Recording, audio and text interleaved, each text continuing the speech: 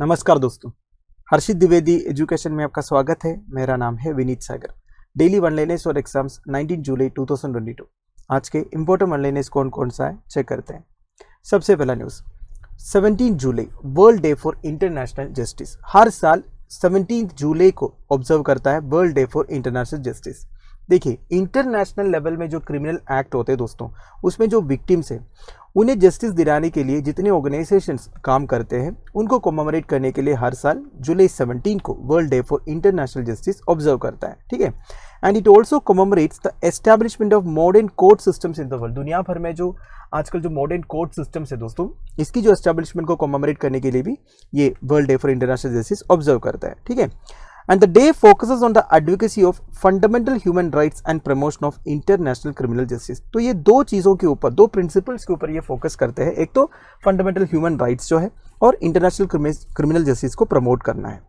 अब देखिए हिस्ट्री, जुलाई 17, 1998 को 120 कंट्रीज मिलकर एक ट्रीटी साइन किया था, Rome statute of international criminal court. तो इसी से ये इंटरनेशनल क्रिमिनल कोर्ट का एस्टैब्लिशमेंट हुआ था। ठीक है, तो वैसे इंटरनेशनल क्रिमिनल कोर्ट या फिर आईसीसी, इसका एस्टैब्लिशमेंट हुआ है, बेसिकली केम इनटू फोर्स हुआ जुलाई 1, 2002 को। ये भी आप ध्यान दीजिएगा। ठीक है, वैसे रोम स्टैट्यूट कब साइन हुआ है?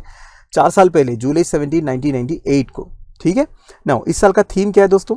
Achieving social justice through formal employment. वैसे ये जो थीम है, दिस इज वेरी इंपॉर्टेंट। ये जो थीम है ये रिकॉग्नाइज करते हैं दोस्तों कैसे एक एक सेक्शन ऑफ सोसाइटी सफ़र किया है कोविड-19 पैंडेमिक से पहले एंड कोविड-19 पैंडेमिक के बाद। वैसे दोस्तों, इंटरनेशनल क्रिमिनल कोर्ट के बारे में कुछ basic details. International criminal court एक इंडिपेंडेंट इंटरनेशनल जुडिशियल इंस्टीट्यूशन है, capable of holding trials against individuals accused of serious offences like violation of international human rights. तो इंटरनेशनल ह्यूमन राइट्स के violation के regarding cases का trial देखते हैं दोस्तों international criminal court. वैसे ये इंटरनेशनल ह्यूमन राइट्स मतलब क्या होते हैं दोस्तों?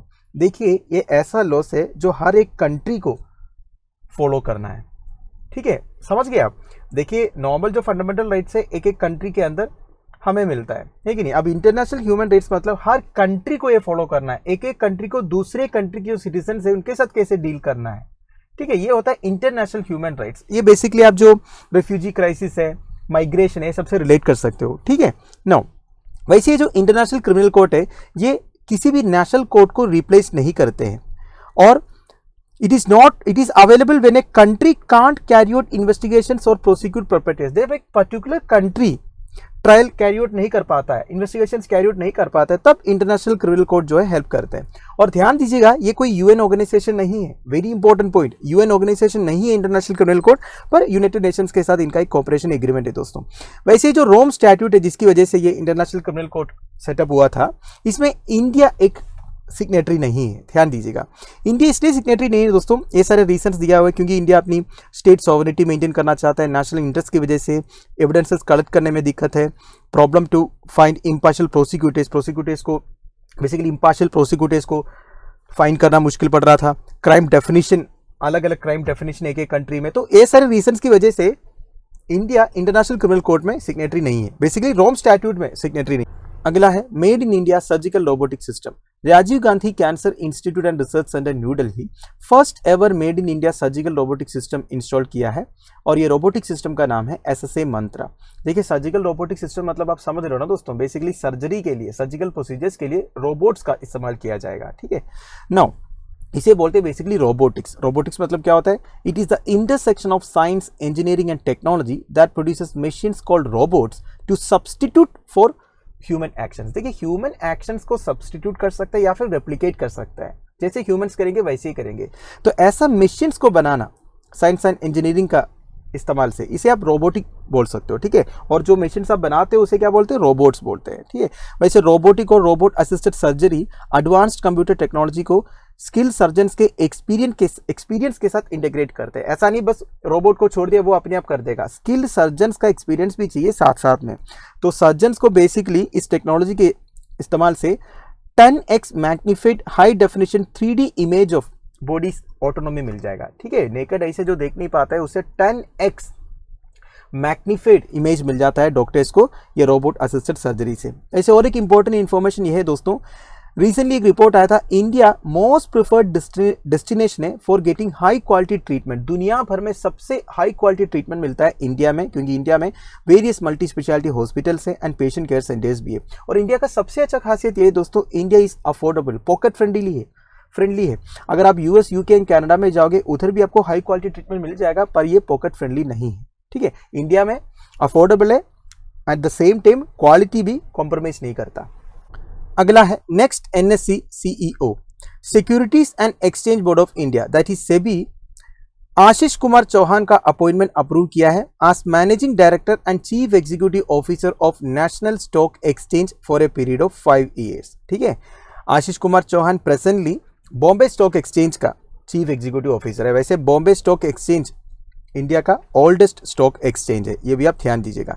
National stock exchange of India limited के बारे में, लार्जेस्ट फिनेंशियल एक्सचेंज मार्केट आप फिनेंशियल एक्सचेंज आप बोल सकते हो इंडियन मार्केट का, 1992 में एस्टैब्लिश हुआ था। 1994 में एनएससी इलेक्ट्रॉनिक ट्रेडिंग शुरू किया था दोस्तों। ठीक है, वैसे national stock exchange of India companies को हेल्प करते हैं अपने कैपिटल रेज करने में। बेसिकली कंपनीज आके अपना आईपीओ खोल सकते हैं, तब इन्वेस्टर्स आके उनके शेयर्स खरीदते हैं। ठीक है, ये सब आपको मालूम होगा। Now NSC largest private wide area network भी है इंडिया में, ये भी ध्यान दीजिएगा। अब सेबी के बारे में कुछ बेसिक डिटेल्स। सेबी एक स्टैट्यूटरी बॉडी है दोस्तों, जो अप्रैल 12, 1992 को एस्टैब्लिश किया था in accordance with the provisions of the securities and exchange board of India act 1992। तो बेसिकली सेबी एक स्टैट्यूटरी बॉडी, क्योंकि पार्लियामेंट से पास हुआ एक स्टैट्यूट से बना है ये बॉडी। ठीक है, इनका बेसिक फंक्शन क्या है दोस्तों, to promote and regulate the securities market, securities market को प्रमोट करना एंड रेगुलेट करना इनका काम है दोस्तों।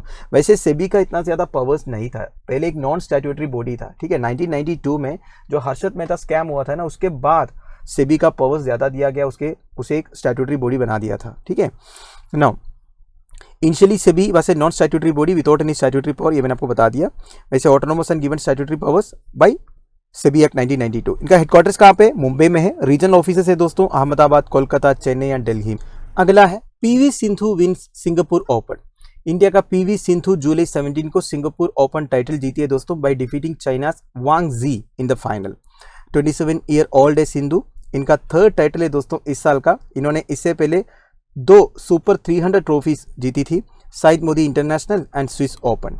ठीक है, वैसे दोस्तों ये जो टाइटल विन है सिंधु के लिए बूस्ट होगा, क्योंकि अब आने वाला है कॉमनवेल्थ गेम्स। कहाँ पे, बर्मिंघम में कॉमनवेल्थ गेम्स होगा, इसमें भी पीवी सिंधु पार्टिसिपेट करेगी। ठीक है, वैसे सिंगापुर ओपन के बारे में, एक बैडमिंटन इवेंट है जो सिंगापुर में हेल्ड हो रहा है 1929 से।